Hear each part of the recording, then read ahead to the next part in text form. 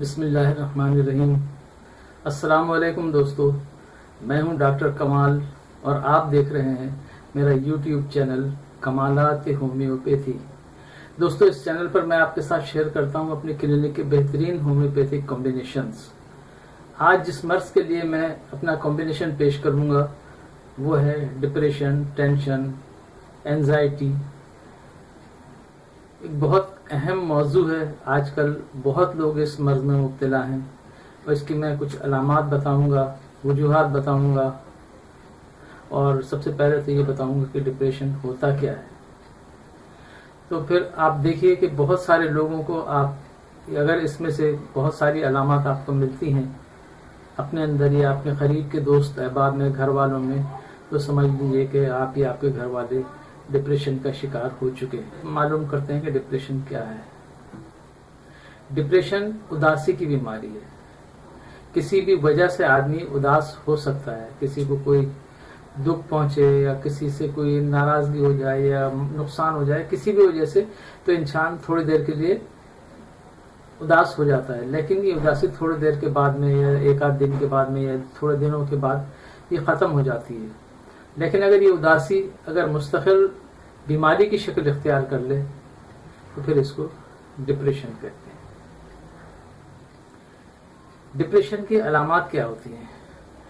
Depression کی علامات تو سب سے پہلے یہ ہوتی ہے کہ انسان اداس رہنے لگتا ہے، غمگین رہنے لگتا ہے، بغیر کسی وجہ کے خاموش بیٹھا ہوا ہے، کسی چیز کو بیٹھا ہوا گھور رہا ہے۔ تو یہ ایک پہلی علامت ہوتی ہے اس کی۔ اور دوسری علامت یہ ہوتی ہے کہ اس میں انسان میں خود اعتمادی کم ہو جاتی ہے، اپنے اوپر اس کو اعتماد نہیں رہتا، خود اعتمادی کی کمی پیدا ہو جاتی ہے اور اپنے آپ کو دوسروں سے کمتر سمجھ لینے لگتا ہے، چاہے وہ اس کا اظہار کرے یا نہ کرے، اندرونی طور پر اپنے من میں اپنے آپ کو دوسروں سے کمتر سمجھنے لگتا ہے۔ تیسری چیز یہ ہو جاتی ہے کہ جسمانی طور پہ کمزور ہو جاتا ہے، اس کا دل ہی نہیں چاہتا کہ بستر سے اٹھے، اور سچ مچ اس میں کمزوری ہو رہی ہوتی ہے۔ اتنا کمزور ہو جاتا ہے کہ وہ اس کو کام کرنا، چلنا پھرنا سب ایک دوبھر میں معلوم ہوتا ہے۔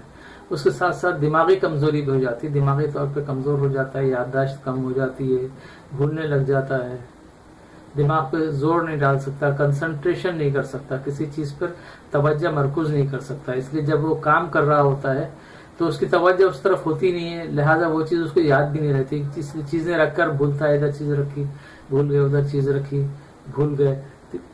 چوتھی چیز یہ ہوتی ہے کہ کام کاج میں عدم دلچسپی ہوتی ہے۔ ایک ایسا کام جو برسوں سے کر رہا تھا، بڑی خوشی کرتا تھا، جیسے بچہ ہے اسکول جا رہا ہے، خوشی جا رہا ہے، ایک آدمی جاب پہ جاتا ہے، خوشی تیار ہو کے جاتا تھا، لیکن اب بچے کا اسکول جانے کو دل نہیں چاہتا، آدمی کا کام کرنے کو جانے کو دل نہیں چاہتا، اور یہ ایک کیفیت طاری ہو جاتی ہے انسان میں کہ وہ کام کاج میں اس کی دلچسپی ختم ہو جاتی ہے۔ خواتین جو بہت اچھا گھر میں کھانا پکاتی تھیں، وہ کھانا پکانے میں ان کی دلچسپی ہی نہیں رہتی، دل ہی نہیں چاہتا کہ وہ کوئی کام کریں گھر میں۔ اس طرح اس میں بھوک ڈسٹرب ہو جاتی ہے، یعنی اگر بھوک لگ رہی کھا رہا ہے تو بہت زیادہ کھا رہا ہے یا پھر بالکل نہیں کھا رہا ہے، تو یہ ڈسٹرب ہو جاتی ہے۔ اس میں نارمل جو ایک انسان کو جس طرح بھوک لگتی ہے اور اس طرح کھانا کھانا چاہیے ویسا نہیں رہتا ہے، اب نارمل ہو جاتا ہے۔ بھوکا ہے تو بھوکا ہی رہ رہا ہے، بھوک ہی نہیں لگ رہی، یا کھا رہا ہے تو کھاتا چلا جا رہا ہے۔ اسی طرح نیند بھی ڈسٹرب ہو جاتی ہے، یا تو پوری نیند اڑ جاتی ہے، رات بھر بیٹھا جاگ رہا ہے، یا پھر یہ ہوتا ہے کہ اس کو نیند ختم ہی نہیں ہوتی، بس دل ہی نہیں چاہتا کہ بستر سے اٹھے۔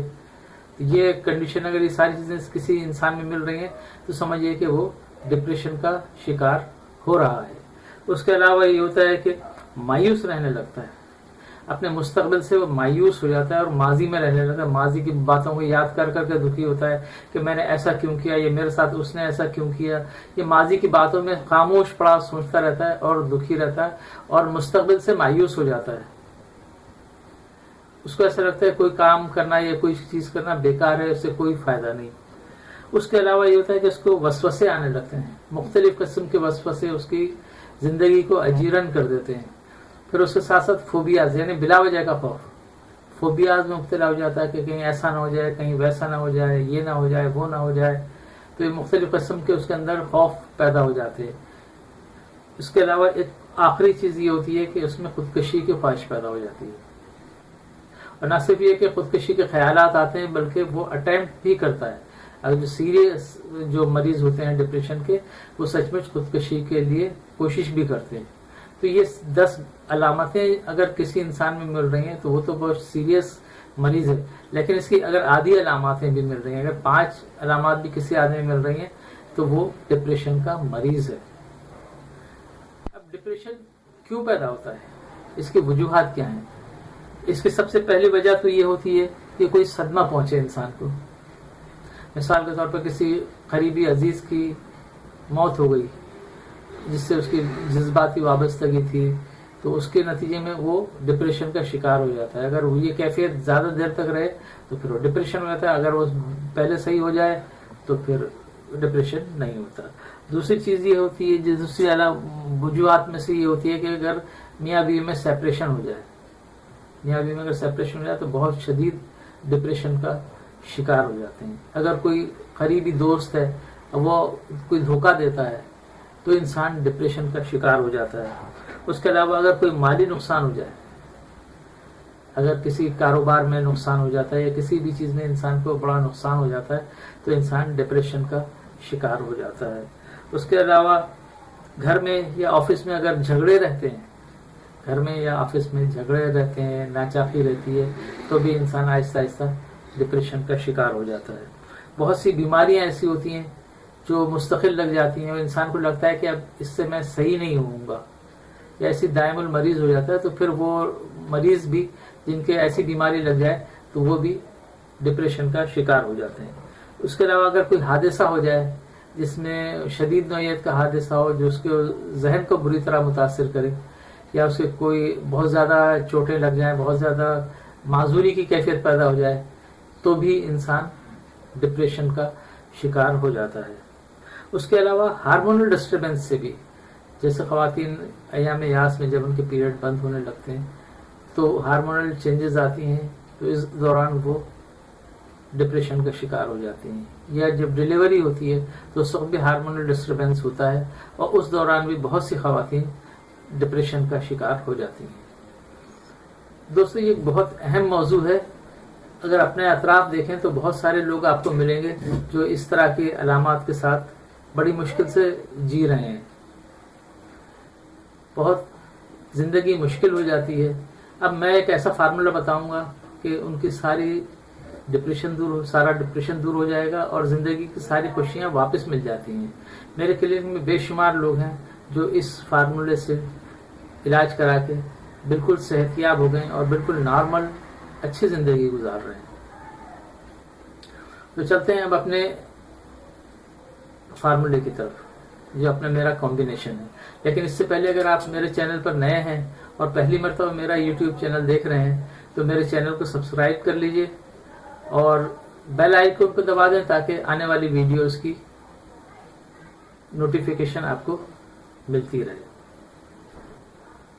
دیکھیں میرے اس کمبینیشن کے 2 پارٹ ہیں. ایک پارٹ ہے جو 30 پوٹنسی میں بناتا ہوں کمبینیشن 3 دواؤں کو ملا کر اور ان کو ڈسکٹ کی شکل میں بنا کر میں اپنے پیشنٹ کو دیتا ہوں. اور دوسرا پارٹ ہے جو 3x کی پوٹنسی میں بناتا ہوں لکوڈ میں. 4 دوائیں اس میں ڈالتے ہیں, اس کو میں برین ٹانک کے نام سے اور آسابی ٹانک کے نام سے دیتا ہوں اپنے پیشنٹ کو. اس میں 4 دوائیں ڈالتے ہیں جو 3x پوٹنسی میں ہوتی ہیں, لکوڈ میں ہوتی ہیں. ٹھیک, تو پہلے ہم بتاتے ہیں کہ ہمارا پوٹنسیوں والا فارمولا کیا ہے. اس فارمولے کا نام ہے PIA. اس میں 3 دوائیں ہیں جس کے پہلے حروف, لفظ کے پہلے حروف سے حرف سے لے کے ہم نے یہ کمبینیشن بنایا ہے. پہلی دوا ہے P فار پکرک ایسڈ. پکرک ایسڈ کو ہم 30 پوٹنسی میں لیتے ہیں. دوسرے نمبر پر آتی ہے I فار اگنیشیا. اگنیشیا ہمارا دماغ کی ٹینشن کی ڈپریشن کی بہترین دوا ہے, اور جو پہلے پکرک ایسڈ بتائی ہے میں نے وہ بھی دماغ کے لیے بہترین دوا ہے, یادداشت کے لیے بہترین دوا ہے.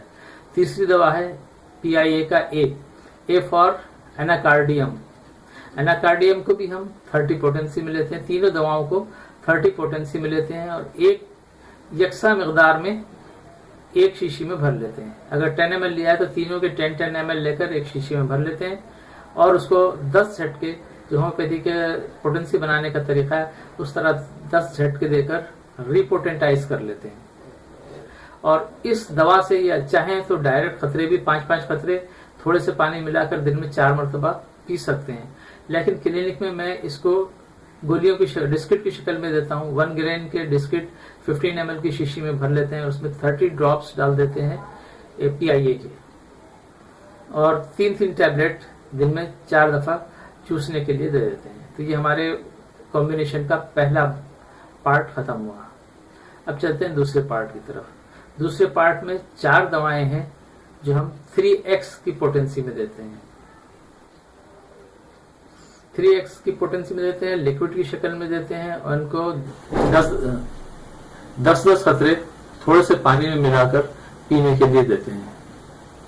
इसकी पहली दवा है चाइना 3x, चाइना को 3x में लेते हैं। दूसरी दवा होती है अश्वागंधा, अश्वागंधा को भी 3x की पोटेंसी में लेते हैं। तीसरी दवा होती है एविना स्टाइवा, एविना स्टाइवा भी आसाब की बेहतरीन दवा है, इसको भी हम 3x पोटेंसी में लेते हैं। चौथी दवा है अल्फाल्फा 3x, इसको इन चारों दवाओं को इक्वल क्वांटिटी में, अगर 10 ml ले रहे हैं तो चारों को 10 ml की एक बड़ी शीशी में 10 ml चारों दवाओं के डाल देते हैं, और उसको भी 10 झटके देकर रिपोटेंटाइज कर लेते हैं। अब ये मैं आसाबी के नाम से भी देता हूं और ब्रेन टॉनिक के नाम से भी देता हूं। इसके 10-10 खतरे सुबह दोपहर शाम 3 दफा पीने के लिए देते हैं। सुबह दोपहर शाम 3 मरतबा 10-10 खतरे थोड़े से पानी में डालकर पीने के लिए। दोस्तों इसका रिजल्ट बेहतरीन है, शानदार रिजल्ट है। मर्ज दूर हो जाता है और मरीज अपनी नॉर्मल लाइफ में वापस आ जाता है। तो ये बेहतरीन फार्मूला है, इसको अपने दोस्तों के साथ शेयर कीजिए, और अगर ये मेरा वीडियो आपको पसंद आया है तो इसको लाइक कीजिए और शेयर कीजिए। दोस्तों आपका ये पूरी वीडियो देखने का बहुत शुक्रिया। अल्लाह ताला आप सबको सेहत, तंदुरुस्ती और दराजी में अता फरमाए, हादिसात, आफात, बलायात और मूजी अमराज से महफूज रखे, दुनिया और आखिरत की खुशियां नसीब फरमाए, दुनिया और आखिरत की परेशानियों से महफूज रखे। आमीन या रब्बिल आलमीन।